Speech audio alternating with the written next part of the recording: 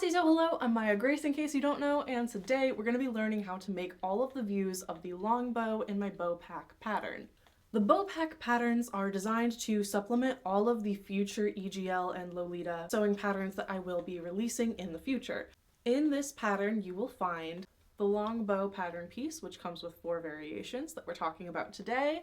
You'll also find the tiny, the little, the basic, and the big old bows and all the variations of them, the baby baddie and baddie bow, the teabag brooch, and little heart decoration. And like I said, these patterns are all in one printable PDF file, and the video tutorials are going to be split up into chunks to avoid confusion. And you'll be able to find all of them right here on the Maya Grace Sews channel. This bow pattern is highly versatile and it has 4 views. I'm just gonna show you the pattern piece really quick.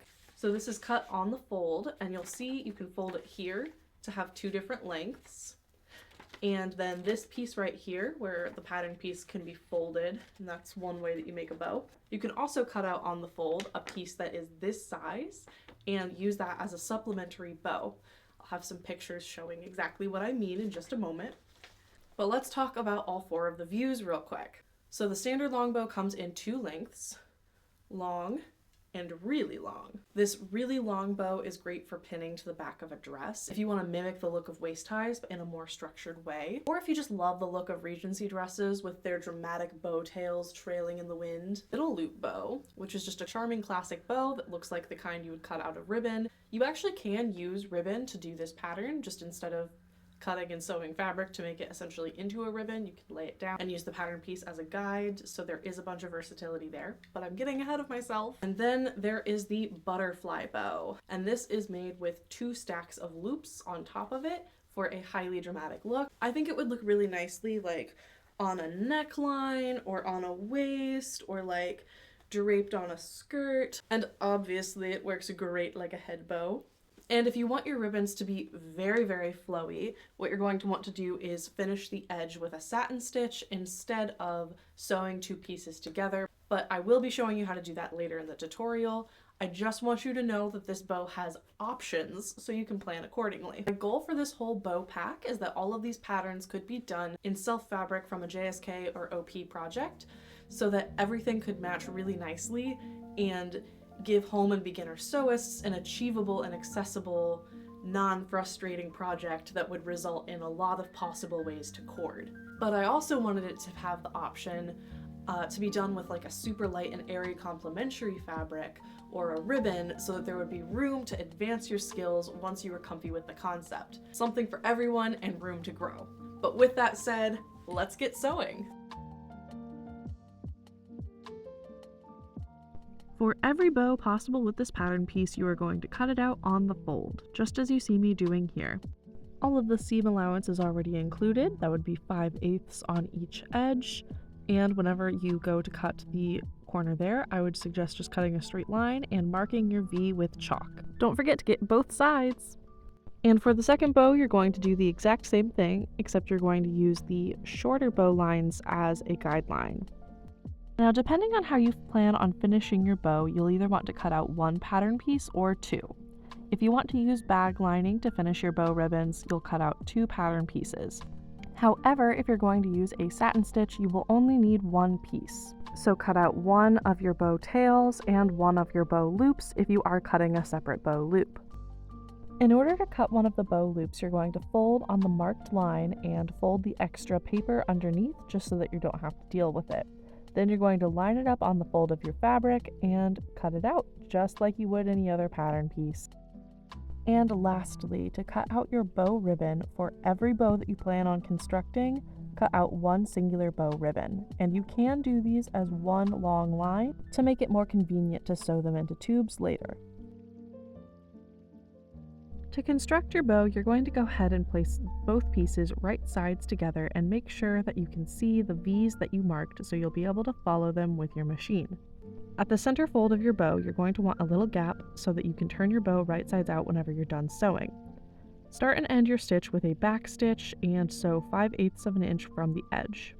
Remove your pins as you go, and whenever you get to the bottom V, you're going to put your needle in the down position, lift your foot, and rotate your work in order to get nice sharp corners.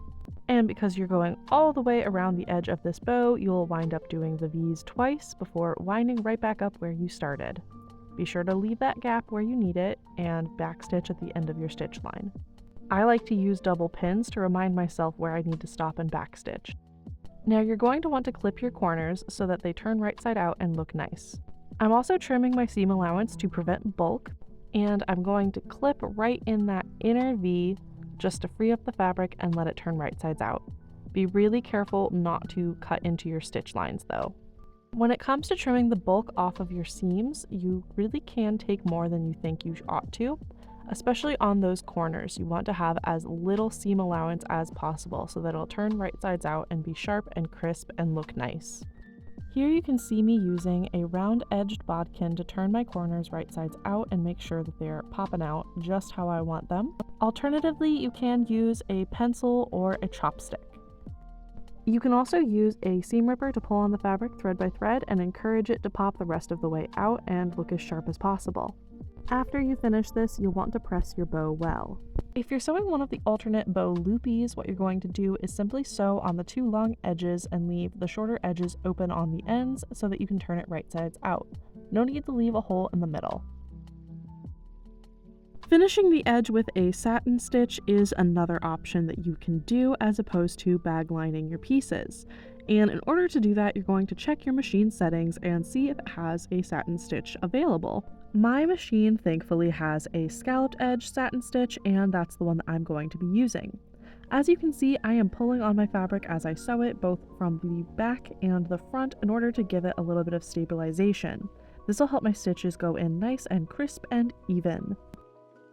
Corners are done very much the same way that they would be done if you were doing a straight stitch and bag lining. You're going to get to the very edge of the corner, put your needle in the down position, and then you're going to go to the very next corner. As a little pro tip, it's very helpful when doing a satin stitch, which is basically a fancier zigzag stitch. You'll want to have your needle on the opposite side of where you're about to turn your work. So I'm turning to the outside, and that means that I'm going to want to have my needle on the inside of my little stitch line that I'm working off of. This helps you keep from developing any gaps in your line of stitching or any V's where the fabric shows through. All in all, helping you wind up with a more professional looking final product. Now you're going to continue on with your satin stitch until you get to the spot where you started. And because this spot is going to wind up buried in the mechanism of the bow, it is okay if it doesn't overlap super cleanly or nicely. Now let's fold up a basic long bow. The way that I'm going to do this is I'm going to have the center of my bow marked, as well as the center fold lines. Now you're going to stack these up on top of each other as close to straight as you can get them, but they won't be able to straighten out completely. Using this method to construct your bow is going to give you a little bit more volume. What you see me doing here is doing a running stitch up the center of my bow, and then I'm wrapping my thread around my bow and doing a stay stitch to keep it taut, sewing through one end of my little bow ribbon so that it lays flat against my bow, wrapping the little bow ribbon around my bow, and then whip stitching it to the back of the bow with the raw ends folded under. This method will be used to finish the rest of the bows as well, with some variations for how the gathering stitches in the beginning part are done. For example, if you want a bow that lays flatter and is more suitable for a head bow, what you can do is fold all of the center points in straight accordion style like you see me doing here, as opposed to folding them over each other the way that you would for a classic bow. And now you're going to do a running stitch, but each time you put your needle into the fabric, you're going to grab the alternate folded edge. This way, both folded edges get attached to the center of the bow. This is also how you'll finish the butterfly bow, but we'll talk about that more in a moment. If you choose to sew your long bow this way, you will finish it with the little bow ribbon, the same way that you finish all of the other bows in the bow pack. The longest long bow is put together using the little loop bow, and of course you will cut out the longest possible version of the long bow. Now you'll see me folding the little loop so that the ends overlap each other and are placed up against the center of the long bow pattern piece. And then I'm going to do my running stitch, which will attach them to the bow and finish off my bow the same way that I do the rest of them. You don't need to worry about the raw edges fraying because they'll be pretty well protected on the inside of that accordion pleat. However, if you have a fabric that is very prone to fraying, you may want to zigzag or serge the ends just so that they don't fray. However, I haven't seen a problem and I put these under pretty rigorous testing. The butterfly bow is constructed using a combination of all of the skills you've learned so far. The base of the bow is going to be folded the same way you saw me do for the black bow, and it of course is going to be sewn using the alternating running stitch that you saw me do before. Then also you are going to put on top of it a little loop bow, and that's going to give it that double winged butterfly effect. The purple one that you see me sewing together here, the proportions are a little bit off on, admittedly. However, I fixed the pattern piece and my final butterfly bow came out looking exactly how I saw it in my head, and I am very, very happy with the results. And this pretty purple gingham one served its purpose in showing all of y'all how it's done. Thank you for coming along with me, and in the description box below is where you'll find the link to my Ko-fi, where all of my free sewing patterns are hosted, such as the Cloud Queen Bloomers and the headdress pattern, and I've got others coming very soon. This channel and all of my free sewing patterns are only made possible by viewers like you. And speaking of viewers like you, if you've ever followed one of my tutorials or you just happen to know a sewist who's really cool, I have a Google form in the description box below where you can submit your own work and brag about it, or you can hype up a friend who you think is deserving of some eyeballs on their stuff, or a chance to be featured in an episode of Keep Sewing On. To put a bow on everything, if you liked this video, be sure to give it a like so that more awesome people like you can see it, and I'll see you in the next one. Bye, friends!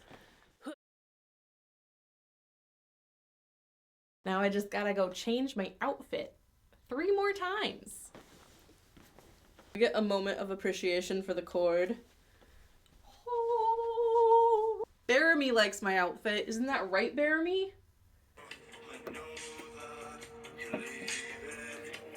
Must have your